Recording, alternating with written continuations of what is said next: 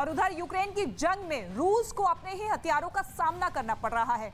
खबर है कि अमेरिका इस बार रूस में ही बने हथियार बड़ी तादाद में यूक्रेन पहुंचाने की कोशिश में लगा हुआ है और ऐसे कुछ हथियारों का एक पैकेज तो अमेरिका से ही यूक्रेन भेजे जाने की चर्चा है।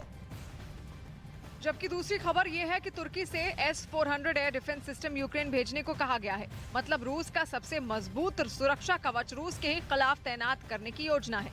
S-400 दुनिया का सबसे मजबूत एयर डिफेंस सिस्टम माना जाता है। तुर्की ने 2019 में रूस से S-400 एयर डिफेंस सिस्टम खरीदा था। नेटो का सदस्य देश होने के बावजूद तुर्की को अपनी सुरक्षा के लिए S-400 की जरूरत पड़ी थी। पिछले कुछ सालों में तुर्की और अमेरिका के बीच इसी S-400 की वजह से तल्खियां बढ़ी थी। अमेरिका ने तुर्की पर कुछ पाबंदियां तक लगा दी थी, लेकिन अब अमेरिका की कोशिश है कि नेटो के सदस्य देशों को एकजुट किया जाए। खबर है कि अमेरिका ने तुर्की से S-400 air defence system Ukraine को देने को कहा है ताकि नए सिरे से रिश्तों की शुरुआत की जाए। हालांकि अमेरिका की इस सलाह पर अभी तुर्की के जवाब की कोई खबर नहीं है। हालांकि अमेरिका पहले ही दावा कर चुका है कि वो यूक्रेन को कुछ S-300 एयर डिफेंस सिस्टम भी भेजने वाला है। ये रूस में बना ऐसा डिफेंस सिस्टम है जिसका इस्तेमाल यूक्रेन भी कर चुका है। सोवियत संघ के दौर में यूक्रेन की सेना के पास S-300 हुआ करता था। अमेरिका यही सिस्टम अब यूक्रेन को देगा। मतलब साफ है कि रूस को यूक्रेन की जंग में अपने ही हथियारों का सामना करना पड़ सकता है। इस वक्त की महायुद्ध ब्रेकिंग आपको बता दें, यूक्रेन के दूसरे इलाकों में भी रूसी ड्रोन कहर बरपा रहे हैं। सबसे बड़ी खबर हम आपको बता रहे हैं, रूसी सैनिकों पर पोलैंड का निशाना। हिटलर के सैनिकों जैसे रूसी सैनिक है, देखिए ये निशाना साधा गया है। जिम्मेदार लोगों को मिलेगी सजा, ये भी कहा गया है। इस वक्त की सबसे बड़ी खबर हम आपको बता रहे हैं, रूसी सैनिकों पर पोलैंड ने निशाना साधा है और ये कहा है कि हिटलर के सैनिकों जैसे हैं रूसी सैनिक। लगातार पुतिन की सेना, रूस के सैनिक कहर बरपा रहे हैं और यह भी कहा गया है कि जिम्मेदार लोगों को सजा मिलेगी।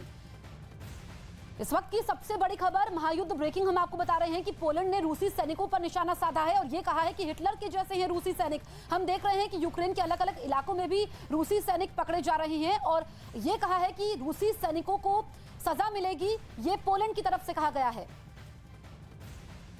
और वहीं रूस से लगातार लोहा ले रही यूक्रेन की फौज ने रूसी हथियारों को एक बार फिर तबाह कर दिया है, जिसकी तस्वीरें यूक्रेन के रक्षा मंत्रालय ने सोशल मीडिया पर शेयर की है, जिनमें एक रिहायशी इलाके में धुआं उठता हुआ दिखाई दिया। धुआं सड़क पर जलते रूस के हथियारों से उठता नजर आया, वो भी इतना घना कि उसके आसपास क्या है ये पता लगाना भी मुश्किल हो जाए। जो तस्वीरें सामने आई उनमें एक के बाद एक रूस की सेना के कुछ हथियारों में धमाके होते हुए नजर आए, जिनके बाद पूरे इलाके में धुआं फैलता हुआ चला गया।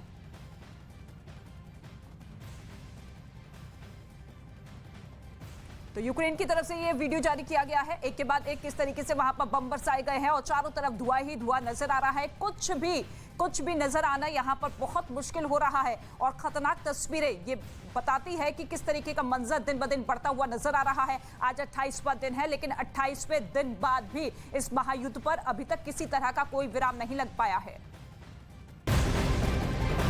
इस वक्त की सबसे बड़ी खबर हम आपको बता दें, यूक्रेन में युद्ध के बाद से पलायन लगातार जारी है। कई लोग ऐसे हैं जो अभी तक पलायन कर चुके हैं।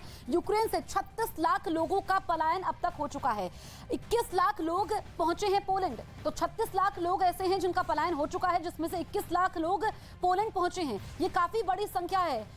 21 लाख लोग पोलैंड पहुंचे हैं, प्रवासियों की तरह रहने को मजबूर है, शरणार्थियों की तरह रहने को मजबूर हैं और लोग अपनों को खो चुके हैं, उनके सपने टूट चुके हैं। 36 लाख ये बहुत बड़ा आंकड़ा है। जब से युद्ध की शुरुआत हुई है 23 फरवरी से लेकर के अब तक, ये एक्सक्लूसिव तस्वीरें भी इस वक्त हम आपको दिखा रहे हैं और अभी भी यूक्रेन से लोगों का पलायन जारी है।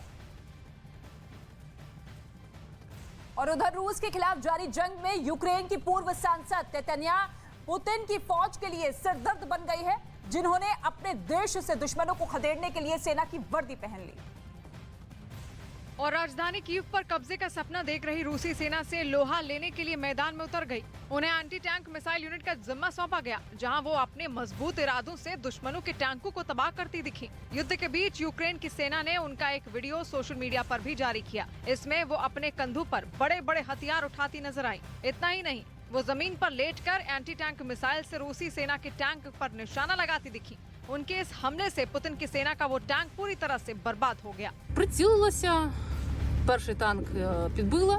तेतियाना सांसद के अलावा पेशे से खोजी पत्रकार भी रह चुकी हैं। उनके पति भी वहां की सेना का हिस्सा रहे, लेकिन 2014 में क्राइमिया बचाने की जंग में उनकी मौत हो गई थी। हालांकि उस दौरान भी तेतियाना चुरनोव्यू ने रूस के खिलाफ हथियार उठाकर सभी को चौंका दिया था।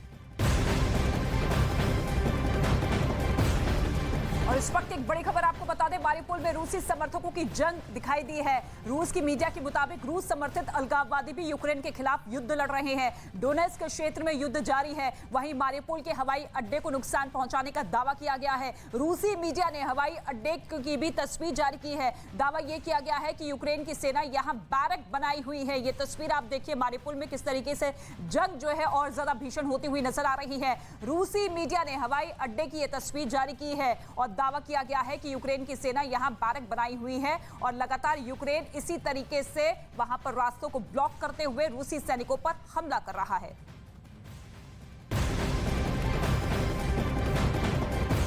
और इस वक्त एक और बड़ी खबर आपको बता दें, रूस यूक्रेन युद्ध को लेकर अमेरिका और नाटो की चेतावनी सामने आई है और इसी चेतावनी के बीच यूक्रेन ने दावा किया है कि युद्ध में रूस का साथ देने को लेकर बेलारूस की सेना ने बगावत कर दी है।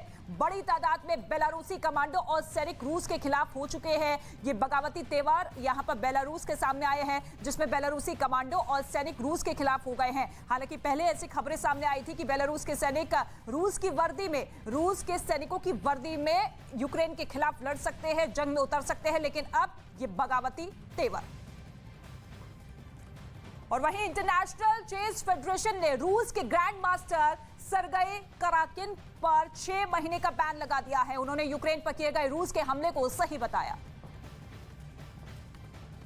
और इसी के बाद उनके खिलाफ ये कार्रवाई की गई। इंटरनेशनल चेस फेडरेशन ने उन्हें शतरंज और शतरंज से जुड़े लोगों की भावनाओं को ठेस पहुंचाने का दोषी पाया। इसी के तहत उन पर यह पाबंदी लगाई गई। इसका मतलब ये हुआ कि वो अगले 6 महीने तक शतरंज से जुड़ी किसी भी अंतर्राष्ट्रीय प्रतियोगिता में हिस्सा नहीं ले पाएंगे। सरगई दुनिया के नामी शतरंज खिलाड़ियों में गिने जाते हैं, लेकिन इन दिनों वो अपने खेल के बजाय यूक्रेन युद्ध की वजह से चर्चा में हैं। उन्हें रूसी राष्ट्रपति पुतिन का समर्थक माना जाता है। यही वजह है कि उन्होंने यूक्रेन हमले के समर्थन में भी कई ट्वीट किए थे। इसके बाद सरगई कराकिन की शतरंज की दुनिया में काफी आलोचना हुई।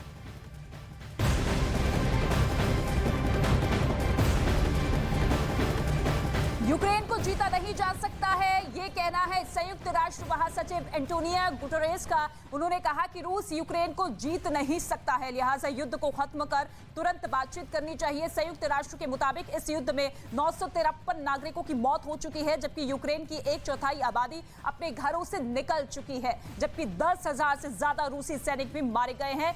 ये बड़ा बयान यहां पर आया है कि किसी भी तरीके से रूस जो है यूक्रेन पर जीत हासिल नहीं कर सकता। और इस बीच यूक्रेन के पूर्व सांसद इगर की पत्नी अनस्तीसिया करोड़ों रुपए के साथ हंगरी में पकड़ी गई। आरोप है कि वो इस भारी भरकम रकम के साथ यूक्रेन से भागने की तैयारी में थी, लेकिन यूक्रेन के पड़ोसी देश हंगरी बॉर्डर पर उन्हें पकड़ लिया गया। इस दौरान उनके पास से कई सारे सूटकेस मिले। दावा किया गया कि हंगरी बॉर्डर पर तैनात सुरक्षा कर्मियों ने जब ये सूटकेस खोले तो वो दंग रह गए, क्योंकि इनमें $28 मिलियन और 1 मिलियन से ज्यादा यूरो भरे हुए थे। यानी उनके पास भारतीय रुपयों के हिसाब से करीब 225 करोड़ रुपए रखे हुए थे। इसके बाद जांच एजेंसियों ने उनसे पूछताछ की और सही जवाब न मिलने पर उनके खिलाफ केस दर्ज कर लिया। बताया गया कि पूर्व सांसद की पत्नी अनस्तसिया इस नकदी के साथ यूक्रेन से किसी सुरक्षित ठिकाने की तलाश में निकली थी, लेकिन उनके मंसूबों पर पानी फिर गया। इसके बाद यूक्रेन समेत दुनिया भर के कई लोगों ने सोशल मीडिया पर उनकी आलोचना की। हालांकि पूर्व सांसद इगर कोवित्स्की ने अपनी पत्नी पर लगे आरोपों को गलत बताया।